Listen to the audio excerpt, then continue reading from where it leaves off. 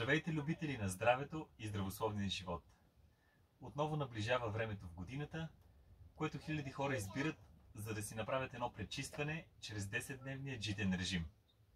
Той се прави през пролетта, защото зимата е по-трудно човек да се храни здравословно и не е толкова подвижен. Та затова едно такова пречистване на тялото от ненужното може да ни бъде много полезно. Тази година колективният джитен режим е обявен да започне на 28 февруари. Житният режим далеч не е средство само за чистене на тялото.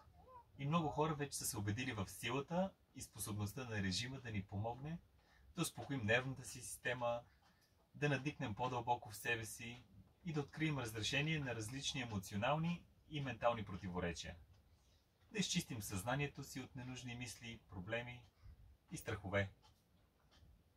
Да се пречистим психиката, дори да отворим очите си за едно по-позитивно мислене. Ползите от един такъв режим са наистина много. И затова не е случайно десетки хиляди хора го правят всяка година. Може да се каже дори, че винаги с радост го очакваме. Логично е, когато човек прави някакво пречистване, да бъде много важно то да бъде с възможно най-чиста храна. В случая основната храна е житото. За съжаление, в днешно време е трудно да се намери в магазините чисто жито. Не само заради масовите хибридни сортове, предлагани на пазара, но и заради необходимата химия, с която е нужно да бъде третирано, за да може да се продава в магазините. Тук се появява и мястото на инициативата Дар Лимец. Това е 12-та година, откакто отглеждаме екологично древното жито Лимец, с намерението то да бъде един малък подарък за тези, които искат да се пречистят. При отглеждането на житото, разбира се, не използваме никакви торове или химикали.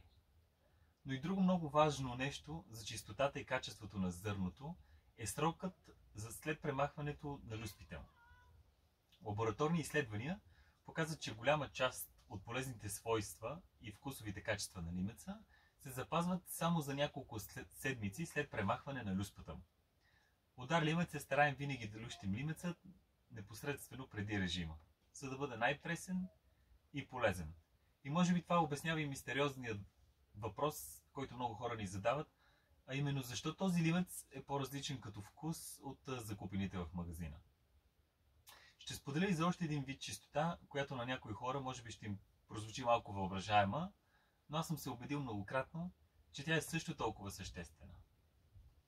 Това е чистотата на намерението и начина, по който житото е отгледано и приготвено преди да достигне до хората, които ще се хранят с него. Тук е най-голямата разлика, с която Дар Лимец се отличава. Сега ще се опитам да споделя и малко от процеса на вълшебството. Всяко зрънце, както знаете, минава през десетки процеси от отглеждането до лющенето, пакетирането и доставянето. Ние гледаме на целия този процес като нещо свещено и се стараем през голяма част от този дълъг път да отглеждаме и подготвяме житото с молитви, песни и положителни емоции. Каузата е изцяло доброволческа, с намерението всичко, което произвеждаме, да се споделя даром. Хората, с които подготвяме всяко пакетче и подаръците в него, са радостни, че могат да допринесат с нещо добро към идеята. Също важи и за хората, които помагат в транспорта и раздаването на хилядите пакетчета всяка година до различните градове, села и държави. Аз лично съм се убедил и вярвам, че цялата тази жива верига от хора с добри намерения прави това жито и тази кауза някак вълшебни. Може би това обяснява и чудесата, които много хора са споделяли през годините, като резултат от житния режим. Споделял съм много пъти за тези чудеса и затова сега няма да го правя.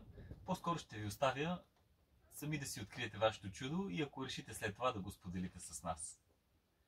И така, мили хора, ако желаете да си подарите това изживяване и да направите режима с пакетче от Дар Лимец, е необходимо просто да си заявите своето пакетче в сайта darlimec.com и ние ще се погрижим то да достигне до вас съвсем безвъзмездно преди началото на режима. Аз се радвам, че имам възможността вече 12 години да съм част от тази инициатива и съм благодарен на всички, които участват и ни подкрепят в общата кауза.